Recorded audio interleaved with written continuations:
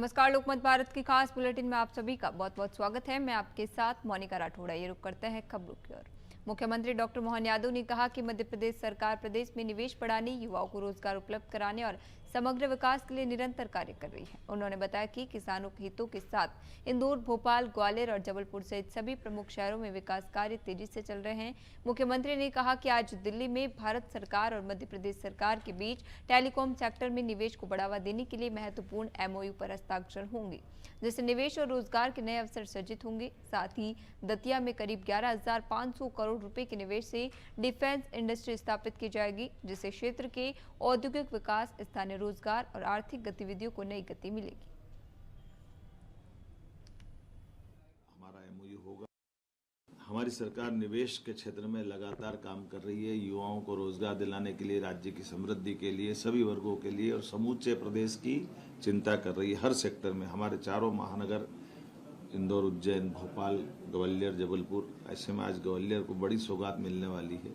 ग्वालियर में telecom sector को लेकर के आज मध्य प्रदेश सरकार और भारत सरकार के मध्य सायंकाल दिल्ली में एक बड़ा हमारा एमओयू होगा।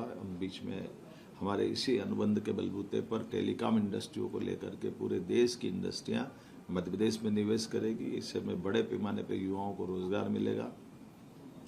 वैसे भी ग्वालियर और चंबल का अंचल हमारे लिए वही सिंहस्थ 2028 की तैयारियों को लेकर इंदौर लोकसभा सांसद शंकर लालवानी ने नई दिल्ली में केंद्रीय रेल मंत्री अश्विनी वैष्णव से मुलाकात कर इंदौर एवं मालवा क्षेत्र की रेल सुविधाओं के विस्तार पर चर्चा की है।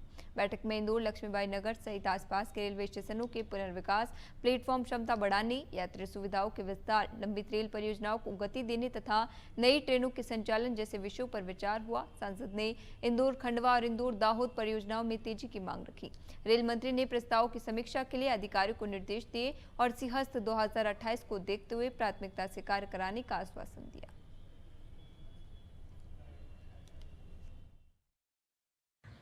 आज रेल मंत्री श्री अश्विनी वैष्णव जी से मुलाकात हुई और उनसे मैंने इंदौर के प्रोजेक्ट के बारे में चर्चा की। खास करके सिंहस्थ को ध्यान में रखते हुए इंदौर रेलवे स्टेशन का रीडेवलपमेंट, लक्ष्मीबाई रेलवे स्टेशन का डेवलपमेंट और आसपास के जो हमारे दूसरे स्टेशन हैं उसके बारे में उनसे चर्चा की। इसके अलावा जो हमारे काम चल रहे हैं, खास करके आरओबी के, रेलवे ओवर ब्रिज के, उनके बारे में चर्चा हुई। उसके तेजी से आगे बढ़े। मांगलिया का काम।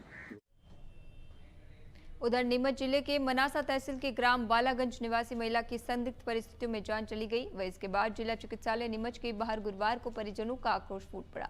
मृतका के परिजनों ने पति पर लगातार मारपीट और प्रताड़ना का आरोप लगाते हुए उसकी तत्काल गिरफ्तारी की मांग को लेकर कंट्रोल रूम के सामने चक्का जाम कर धरना शुरू किया। जाम खुलवाने पहुंची पुलिस और प्रदर्शनकारियों के बीच तीखी नोकझोंक व धक्का मुक्की भी हुई, जिससे अस्पताल परिसर में कुछ समय के लिए तनावपूर्ण माहौल बन गया। ये मनासा के बालागंज गांव की एक नवविवाहिता मर्द आया है, तो उसके शव को रोड पे रख के इन लोगों द्वारा चक्का जाम किया गया था और जो है कि पुलिस कार्रवाई की मांग इनके द्वारा की गई है और उनको ये समझा दिया गया है कि पीएम रिपोर्ट में जिस तरह से जो भी आएगा उस तरह से कार्रवाई दोषियों के खिलाफ की जाएगी। परिजनों का आरोप है कि जो उनके ससुराल पक्ष के लोग हैं उन्होंने फांसी लगाई, वो पीएम के बाद वही इंदौर पुलिस का नशे से दूरी है जरूरी सेकंड अभियान आज सफलतापूर्वक संपन्न हुआ है। 14 जुलाई से शुरू हुए इस अभियान के तहत पूरे शहर में जन जागरूकता कार्यक्रम चलाए गए, जिनमें media, social media, school, college और समाज के विभिन्न वर्गों ने सक्रिय भागीदारी निभाई। अभियान के दौरान 8,574 लोगों की मानव श्रृंखला बनाकर वर्ल्ड रिकॉर्ड बनाया गया, जबकि 1.70 लाख से अधिक लोगों को नशा मुक्ति की शपथ दिलाई गई। मुख्यमंत्री और डीजीपी के संदेश के माध्यम से नशे के दुष्परिणामों की जानकारी दी गई। पुलिस कमिश्नर संतोष सिंह ने कहा कि अभियान को जनता का भरपूर सहयोग मिला और आगे भी नशा मुक्ति के लिए जागरूकता एवं कार्यवाही लगातार जारी रहेगी।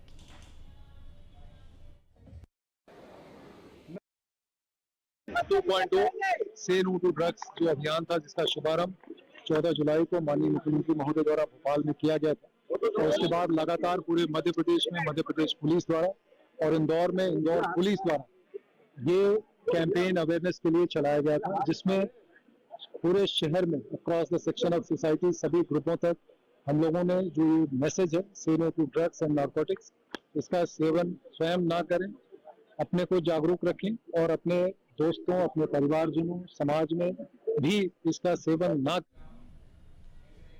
वहीं नगर पालिका परिषद मकरोनिया बुजुर्ग की वार्डवार मतदाता सूची के अंतिम प्रकाशन में कथित अनियमितता को लेकर कांग्रेस प्रतिनिधिमंडल ने पूर्व मंत्री सुरेंद्र चौधरी के नेतृत्व में अपर कलेक्टर एवं उप जिला निर्वाचन अधिकारी अविनाश रावत को ज्ञापन सौंपा। आरोप है कि 24 जुलाई 2026 को सागर से स्थानांतरित व भार मुक्त किए जा चुके संयुक्त कलेक्टर अमन मिश्रा के हस्ताक्षर 27 जुलाई को जारी अंतिम मतदाता सूची पर अंकित हैं। कांग्रेस ने इसे निर्वाचन नियमों का उल्लंघन बताते हुए निष्पक्ष जांच, जिम्मेदार अधिकारियों पर कार्रवाई तथा प्रकाशन की वैधानिकता की जांच की मांग की। प्रशासन ने उचित कार्रवाई का आश्वासन दिया है। हम लोगों ने मकरोनिया नगर पालिका की मतदाता सूची का जो प्रकाशन निर्वाचन अधिकारी के हस्ताक्षर से किया गया है, इस पर आपत्ति दर्ज कराई है और माननीय अपर कलेक्टर महोदय और जिला निर्वाचन अधिकारी को यह उल्लेख किया है कि जिस अधिकारी की 15 जून को स्थानांतरण का आदेश आता हो और 24 जुलाई को जो आरोप हैं श्रीमान अमन मिश्रा जी, वह यहाँ से भार मुक्त हो जाते हैं। भार मुक्त होने के बाद 27 तारीख को वह मतदाता सूची का अनुमोदन करके प्रकाशित करा रहे हैं, जो निश्चित तौर पर दूषित है और इस दूषित मतदाता सूची को बनाकर जो प्रकाशित किया गया है, इस पर हमारी आपत्ति।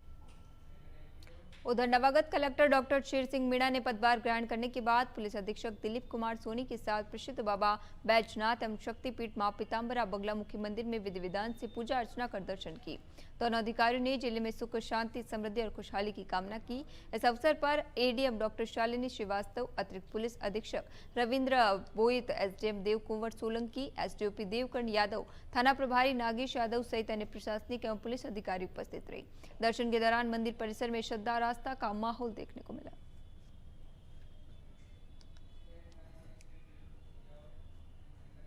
वहीं शहडोल जिले के ब्योहारी थाना क्षेत्र के ग्राम बराज में मारपीट का मामला सामने आया है। पीड़ित परिवार ने पुलिस अधीक्षक को आवेदन देकर गांव के कुछ लोगों पर घर में घुसकर लाठी डंडों से हमला करने, महिला और बच्चों के साथ मारपीट करने तथा जान से मारने की धमकी देने का आरोप लगाया है। पीड़ितों के अनुसार पुरानी रंजिश और चोरी के विवाद को लेकर आरोपियों ने रात करीब 8 बजे घर का दरवाजा तोड़कर हमला किया। घटना में कई लोग घायल हुए, जिन्हें ब्योहारी अस्पताल से जिला अस्पताल शहडोल रेफर किया गया। परिवार का आरोप है कि शिकायत के बाद ही प्रभावी कार्रवाई नहीं हुई। उन्होंने निष्पक्ष जांच, आरोपियों पर कार्रवाई और सुरक्षा की मांग की।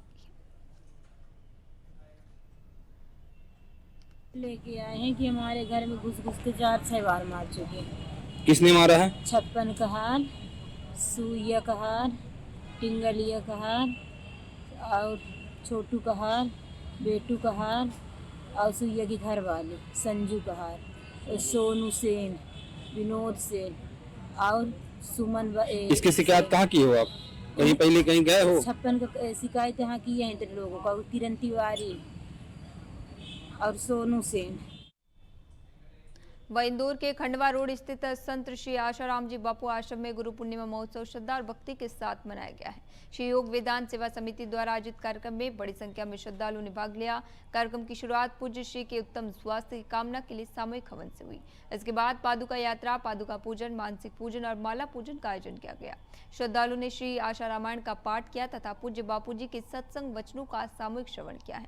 गुरुकुल के विद्यार्थियों ने गुरु महिमा पर आधारित वचनों की प्रस्तुति दी। महाआरती के पश्चात विशाल महाभंडारे का आयोजन हुआ, जिससे पूरे आश्रम परिसर में दिन भर भक्तिमय माहौल बना रहा।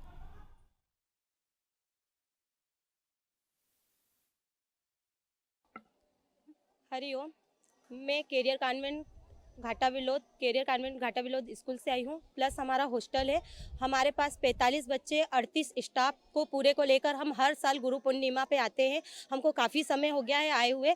हम इसी गुरु शिक्षा को लेकर बस अब बच्चों को संस्कार दी जाती है। इनके ही थ्रू हमारा बोर्डिंग हॉस्टल नया बनना जा रहा है, बनना स्टार्ट हो रहा है। और गुरु पूर्णिमा में आसपास के सभी गांवों से साधक भाई बहन आ रहे हैं और गुरु शिष्य परंपरा का जो पुराना हमारा परंपरा चली आ रही है, उसे गुरुजी के निमित्त से सभी साधक यहाँ मिलकर बनाते हैं, परिक्रमा करते हैं पीपल की।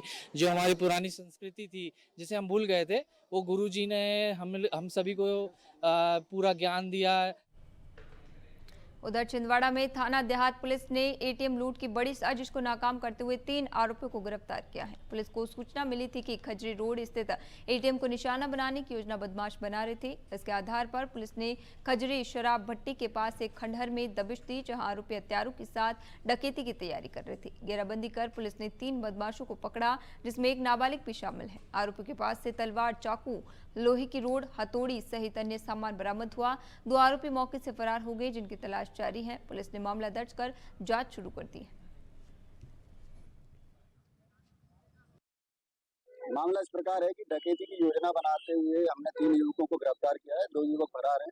मुखबिर के द्वारा सूचना मिली थी कि खजरी रोड स्थित एटीएम को कुछ युवक रारावो डैम के पास अंदर में हथियारों के साथ योजना बना रहे हैं कि उनको एटीएम में डकैती डालनी है। इसकी सूचना के आधार शहडोल जिले के बुडार विकासखंड स्थित माता शबरी आवास से कन्या शिक्षा परिसर की दर्जनों आदिवासी छात्राएं अपनी समस्याओं को लेकर सड़क पर उतर आई। छात्राएं करीब 30 किलोमीटर पैदल चलकर कलेक्टर से मिलने के लिए निकली। उनका आरोप था कि छात्रावास में लंबे समय से बिजली, पानी और अन्य मूलभूत सुविधाओं की कमी बनी हुई है। शिकायतों के बावजूद समाधान नहीं होने पर उन्होंने ये कदम उठाया है। सूचना मिलते ही प्रशासन सक्रिय हुआ और रास्ते में छात्राओं को रोककर उनकी समस्याएं सुनी है। जिला पंचायत सीओ और जनजातीय कार्य विभाग के अधिकारियों ने जल्द समाधान का आश्वासन दिया, जिसके बाद छात्राएं वापस लौट गई। घटना ने छात्रावास प्रबंधन और सुरक्षा व्यवस्था पर सवाल खड़े कर दिए।